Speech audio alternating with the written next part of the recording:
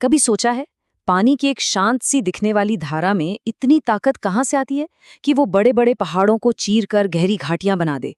ये है पानी की ताकत, जो सिर्फ जमीन का नक्शा ही नहीं बल्कि पूरी की पूरी सभ्यताओं को आकार देती है। तो आज हम भारत की इन्हीं जीवन रेखाओं यानी यहाँ की नदियों की कहानी को समझेंगे। ये एक ऐसा सफर होने वाला है जो हमें सीधे बर्फीले पहाड़ों से लेकर दूर दूर तक फैले मैदानों और फिर सदियों पुराने पठारों तक ले जाएगा। अच्छा, तो चलिए एकदम बेसिक से शुरू करते हैं। किसी भी नदी को समझने के लिए सबसे पहले ड्रेनेज बेसिन को समझना जरूरी है। ये क्या होता है? मान लीजिए एक बहुत बड़ा इलाका है। जब उस पूरे इलाके का पानी, चाहे वो बारिश का हो या छोटी छोटी धाराओं का, बहकर एक मेन नदी में मिल जाता है, तो उस पूरे एरिया को ही उस नदी का ड्रेनेज बेसिन कहते हैं।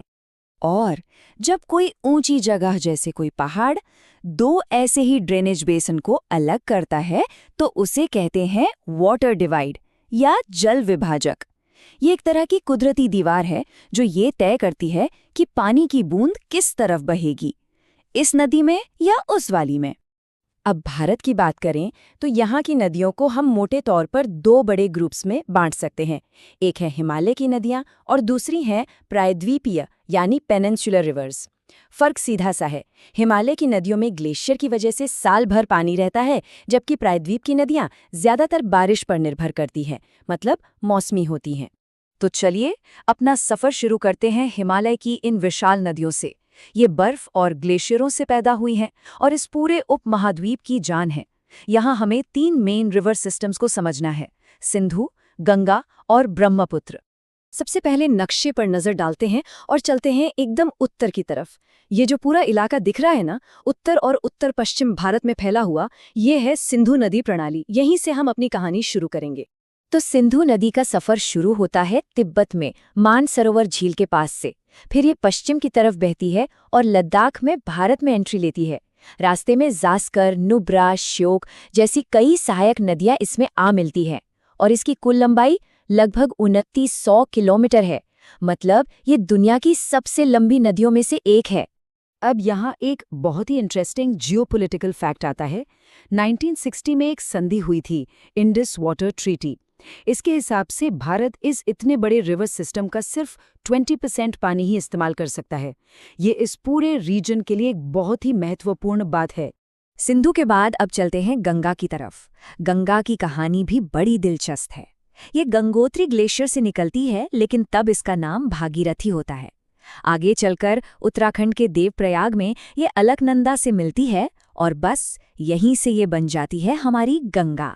ये जो संगम है ना, ये एक बहुत ही पवित्र नज़ारा होता है। किसी भी नदी की जर्नी को ना हम 3 हिस्सों में देख सकते हैं। पहले हिस्से में जब वो पहाड़ों से उतरती है तो उसमें बहुत जोश होता है, वो सब कुछ काटती हुई चलती है। फिर जब वो मैदानों में आती है तो शांत हो जाती है और सांप की तरह बल खाती हुई चलती है। इन्हें मियांडर्स कहते हैं। और आखिर में समंदर में मिलने से ठीक पहले वो अपने साथ लाई सारी मिट्टी जमा करके एक उपजाऊ डेल्टा बना देती है। गंगा की पूरी यात्रा इसका एक परफेक्ट एग्जाम्पल है।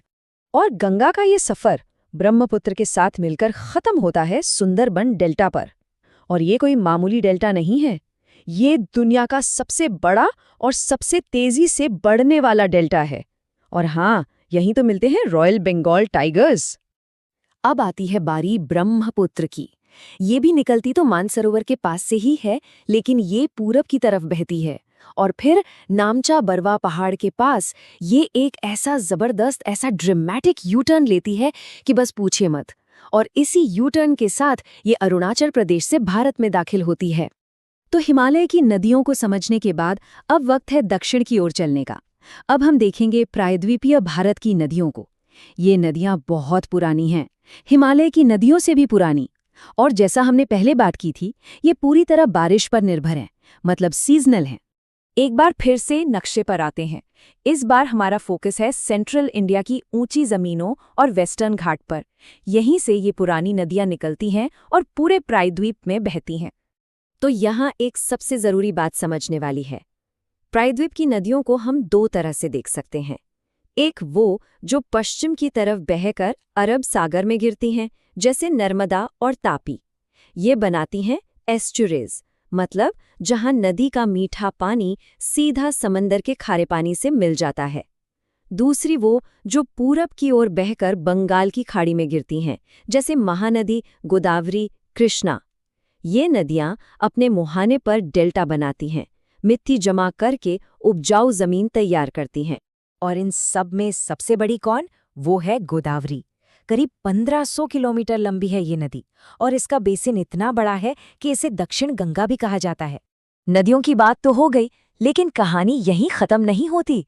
भारत में झीलों यानी लेक्स का भी एक बहुत बड़ा नेटवर्क है, जो हमारी जिंदगी और रोजी रोटी के लिए उतना ही जरूरी है।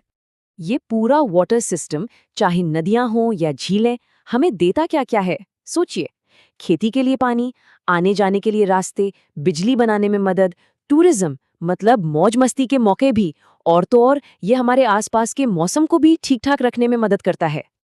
लेकिन एक सवाल है, क्या होता है जब हम कुदरत के दिए इस तोहफे में ही जहर घोलना शुरू कर देते हैं? बस यहीं आकर हमारी कहानी एक बहुत सीरियस मोड़ ले लेती है। देखिए, होता क्या है कि फैक्ट्रियों का गंदा पानी, शहरों का कचरा सब बिना साफ किए नदियों में बहा दिया जाता है। अब हर नदी की ना अपनी एक खुद को साफ करने की ताकत होती है, लेकिन ये प्रदूषण इतना ज्यादा हो गया है कि वो बेचारी भी हार मान लेती है। गंगा जैसी नदी भी, जो काफी हद तक खुद को साफ कर सकती थी, अब इस बढ़ते शहरीकरण के बोझ तले दब गई है। जब हालात बिगड़ने लगे तो जाहिर है चिंता भी बढ़ी। नदियों को बचाने के लिए कई एक्शन प्लान शुरू हुए। सबसे पहले 1985 में आया गंगा एक्शन प्लान यानी गैप। फिर 1995 में इसे और बड़ा किया गया और नेशनल रिवर कंजर्वेशन प्लान बनाया गया, जिसमें दूसरी नदियों को भी शामिल किया गया। तो आखिर में सवाल यही है, ये जो लोकतक झील जैसी खूबसूरत और ज़रूरी जगहें हैं, हम ऐसा क्या करें कि ये आने वाले कल में भी भारत को ऐसी ही सींचती रहें, उसे जिंदगी देती रहें? जवाब शायद हम सब जानते हैं, ये हम सब की एक सामूहिक जिम्मेदारी है।